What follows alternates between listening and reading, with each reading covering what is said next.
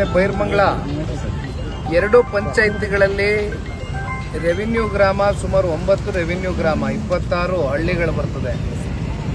ಇಲ್ಲಿ ಏನಾಗಿದೆ, ಇವತ್ತು ಬೆಳಗ್ಗೆ ನಡೆದಿರ್ತಕ್ಕಂಥ ಒಂದು ಘಟನೆ ಸರ್ಕಾರಕ್ಕೆ ಒಂದು ಎಚ್ಚರಿಕೆ ಗಂಟೆ. ರೈತರ ಭಾವನೆಗಳ ವಿರುದ್ಧವಾಗಿ ಹೋಗ್ತಕ್ಕಂಥ ಪ್ರಯತ್ನಗಳು ಸರ್ಕಾರ ಏನ್ ಮಾಡ್ತಾ ಇದೆ.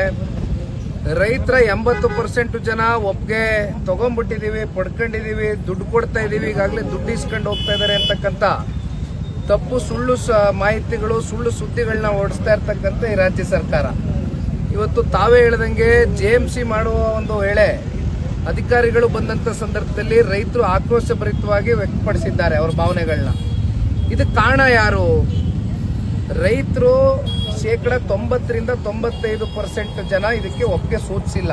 ಇದು ಬಹಳ ಸ್ಪಷ್ಟ, ಅಲ್ಲಿ ಇರ್ತಕ್ಕಂಥ ನೈಜ ಸತ್ಯಾಂಶ ಇದು.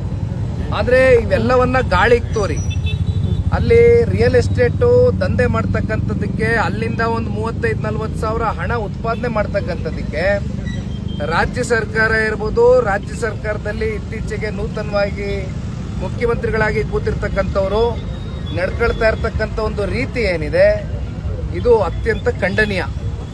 ಇಲ್ಲಿ ಸ್ವಪ್ರತಿಷ್ಠೆಯ ಪ್ರಶ್ನೆ ಅಲ್ಲ, ಪ್ರತಿಷ್ಠೆನ ಬದಿಗಿಟ್ಟು ರೈತರ ಭಾವನೆಗಳ ಜೊತೆ ಚಲ್ಲಾಟ ಆಡದಿರಾ ಅವರ ಎದೆ ಮೇಲೆ ಮರಣ ಶಾಸನವನ್ನ ಬರೀತಕ್ಕಂಥ ಪ್ರಯತ್ನ ಮಾಡ್ತಾ ಇರ್ತಕ್ಕಂಥ ಈ ರಾಜ್ಯ ಸರ್ಕಾರ ಮೊದಲು ಇವೆಲ್ಲವನ್ನ ಬಿಟ್ಟು ರೈತರ ನಿಜವಾದ ಸಂಕಷ್ಟ ಕೇಳಬೇಕು. ಯಾಕೆಂದ್ರೆ ಅಲ್ಲಿ ಸಣ್ಣ ರೈತರು, ಅತಿ ಸಣ್ಣ ರೈತರು ಬಹಳ ಜನ ಇದ್ದಾರೆ. ಅಲ್ಲಿ 1 ಎಕರೆಗಿಂತ ಕಮ್ಮಿ ಜಮೀನನ್ನ ಇಟ್ಕೊಂಡಿರ್ತಕ್ಕಂಥ ಭೂಮಾಲೀಕರು ಅಲ್ಲಿ ಹೈನುಗಾರಿಕೆ ಮಾಡ್ತಾರೆ, ತೋಟಗಾರಿಕೆ ಮಾಡ್ತಾರೆ, ತೆಂಗಿದೆ, ಮಾವಿದೆ, ಅಡಿಕೆ ಇದೆ, ಲಕ್ಷಾಂತರ ಗಿಡ ಮರಗಳು ಕೂಡ ಪರಿಸರ ಹಾನಿ ಆಗ್ತಕ್ಕಂಥದ್ದು ಇದ್ರೊಳಗಡೆ ಆಗ್ತದೆ. ಇಲ್ಲಿ ಒಂದು ನಾನು ಹೇಳ್ತಕ್ಕಂಥದ್ದು, ಈಗಾಗಲೇ KDB ಇಂದ ಅಕ್ವಿಜಿಷನ್ ಸುಮಾರು 1.5 ಲಕ್ಷ ಎಕರೆಯಷ್ಟು ಅಕ್ವಿಜಿಷನ್ ಆಗಿದೆ. ಯಾಕೆ ಇವತ್ತು ಕಲ್ಯಾಣ ಕರ್ನಾಟಕ ಭಾಗದಲ್ಲಿ ಅಕ್ವಿಜಿಷನ್ ಆಗಿರ್ತಕ್ಕಂಥ ಜಾಗದಲ್ಲಿ ಸ್ಮಾರ್ಟ್ ಸಿಟಿನೋ AI ಸಿಟಿನೋ ತಗೊಂಡ್ಬರ್ತೀವಿ ಅಂದ್ರೆ ಜನ ಬೇಡ ಅಂತಾರೆ. ಇಲ್ಲಿ ಸ್ಮಾರ್ಟ್ ಸಿಟಿ AI ಸಿಟಿ ಅಂತಕ್ಕಂಥದ್ದು ಏನು? ಅದು ಒಂದು ರೋಬೋಟಿಕ್ ಆಗಿ ನಡೀತಕ್ಕಂಥ ಭವಿಷ್ಯದ ಒಂದು ಫ್ಯೂಚರಿಸ್ಟಿಕ್ ಒಂದು AI ಸಿಟಿ. ಅಲ್ಲಿ ನೀವು ಹೆಚ್ಚಾಗಿ ಜನಗಳನ್ನ ಉಪಯೋಗ ಮಾಡ್ಕೊಳ್ತಕ್ಕಂಥದ್ದಕ್ಕಾಗೋದಿಲ್ಲ. ಅದನ್ನ ಕಲ್ಯಾಣ ಕರ್ನಾಟಕದಲ್ಲಿ ಮಾಡೋದ್ರಿಂದ ತಪ್ಪೇನಿದೆ? ತೊಂದರೆ ಏನಿದೆ? ಇಲ್ಲಿ ಒಂದು 4-6 ಜನಕ್ಕೆ ಕೆಲಸ ಕೊಡೋದ್ರಲ್ಲಿ ತಪ್ಪೇನಿದೆ?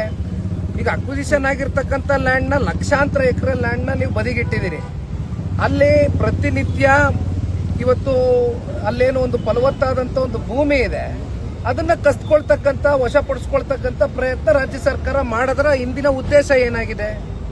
ಇದ್ರ ಬಗ್ಗೆ ರಾಜ್ಯ ಸರ್ಕಾರ ಉತ್ತರ ಕೊಡಬೇಕಾಗಿದೆ. ಆದ್ರೆ ಒಂದ್ ಹೇಳ್ತೇನೆ, ಈಗಾಗಲೇ ನಮ್ಮ ಕೋರ್ ಕಮಿಟಿ ಅಧ್ಯಕ್ಷರು ಕೃಷ್ಣಾರೆಡ್ಡಿ ಸಾಹೇಬ್ರು ನನ್ನ ಜೊತೆ ಅವತ್ತು ಹೆಜ್ಜೆ ಹಾಕಿದ್ದಾರೆ. ಇಡೀ ಜನತಾದಳ ಪಕ್ಷದ ರಾಜ್ಯಾದ್ಯಂತ ಎಲ್ಲ ಪಕ್ಷದ ಕಾರ್ಯಕರ್ತ ಬಂಧುಗಳು ಅವತ್ತು ಪಾದಯಾತ್ರೆಯಲ್ಲಿ ಬಂದಿದ್ರು. ಅದು ಮೊದಲನೇ ದಿನದ ಪಾದಯಾತ್ರೆ. ಈಗ ಹೆಚ್ಚು ಕಮ್ಮಿ 500 ದಿನಕ್ಕೂ ಹೆಚ್ಚು ಕಾಲ ಬೀದಿಲಿ ಹೋರಾಟಗಾರರು, ರೈತ ಮಹಿಳೆಯರು, ಯುವಕರು, ಹಿರಿಯಕರು ಎಲ್ಲರೂ ವಯಸ್ಸು ನೋಡ್ದಿರಾ ಬೀದಿಲಿ ಕೂತಿದ್ದಾರೆ. ಇಲ್ಲಿವರೆಗೂ ಅಲ್ಲಿರ್ತಕ್ಕಂಥ ಚುನಾಯಿತ ಪ್ರತಿನಿಧಿಗಳಾಗ್ಲಿ, ಅಧಿಕಾರಿಗಳಾಗ್ಲಿ ಬಂದು ಅವ್ರ ಕಷ್ಟ ಸುಖ ಕೇಳುವಂತ ಕೆಲಸ ಆಗಿಲ್ಲ. ಒಂದು ಸರ್ಕಾರಕ್ಕೆ ಎಚ್ಚರಿಕೆಯನ್ನ ಕೊಡ್ಲಿಕ್ಕೆ ಬಯಸ್ತೇನೆ. ಕುಮಾರಣ್ಣ ಅವರು ಬಹಳ ಸ್ಪಷ್ಟವಾಗಿ ಹೇಳಿದ್ದಾರೆ, ನಾನು ಬಹಳ ಸ್ಪಷ್ಟವಾಗಿ ಹೇಳ್ತೇನೆ, ರೈತರ ಇಲ್ಲಿ ಕನ್ಸೆಂಟ್ ಇದ್ರೆ ಇದನ್ನ ತಡೆಗಟ್ಟತಕ್ಕಂಥದಕ್ಕೆ ನಾವು ಹೋಗೋದಿಲ್ಲ. ನಾವು ಅಭಿವೃದ್ಧಿ ವಿರೋಧಿಗಳಲ್ಲ. ಆದ್ರೆ ರೈತರು ಬೇಡ ಅಂತ ಹೇಳಿದಾಗ ಈ ಪ್ರಾಜೆಕ್ಟ್ ಡ್ರಾಪ್ ಮಾಡಿ ಅಂದಾಗ ಡ್ರಾಪ್ ಮಾಡಿ. ಹೈಕಮಾಂಡ್ ಏನಾದ್ರು ಟಾಸ್ಕ್ ಕೊಟ್ಟಿದ್ಯಾ CM ಅವರಿಗೆ? ಇಷ್ಟು ಈಗ ನಾನು ಒಂದ್ 2-3 ಸಲ ಹೇಳಿದೀನಿ.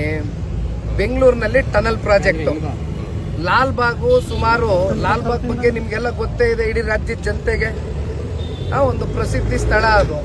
ಲಾಲ್ಬಾಗಲ್ಲಿ 6 ಎಕರೆ ಹೋಗುತ್ತೆ ಟನಲ್ ಪ್ರಾಜೆಕ್ಟ್ಗೆ. ಅಲ್ಲಿರ್ತಕ್ಕಂಥ ಪರಿಸರವಾದಿಗಳು, ಅಲ್ಲಿರ್ತಕ್ಕಂಥ ಜನಸಾಮಾನ್ಯರು ಅದನ್ನ ಬೇಡ ಅಂತ ವಿರೋಧಿಸ್ತಾರೆ. ಟನಲ್ ಪ್ರಾಜೆಕ್ಟ್ ಕಾಸ್ಟ್ ಎಷ್ಟು? 30,000 ಕೋಟಿ. ಇಲ್ಲಿ ಇದ್ರ ಕಾಸ್ಟ್ ಎಷ್ಟು? 35,000 ಕೋಟಿ. ಅಲ್ಲೆಲ್ಲೋ ಕಸ ಎತ್ತೀನಿ ಅನ್ಬಿಟ್ಟು 30 ವರ್ಷದ ಲೀಸ್ ಕಾಸ್ಟ್ ಎಷ್ಟು? 30,000 ಕೋಟಿ. ಅಂದ್ರೆ ಈ ರಾಜ್ಯ ಸರ್ಕಾರಕ್ಕೆ, ಮುಖ್ಯಮಂತ್ರಿಗಳಿಗೆ 30,000 ಕೋಟಿಗಿಂತ ಯಾವುದು ವಹಿವಾಟು ಕಾಣ್ತಾ ಇಲ್ಲ. ಇದು ಅವರೇ ಉತ್ತರ ಕೊಡಬೇಕು. ಆಯ್ತು, ಥ್ಯಾಂಕ್ ಯು.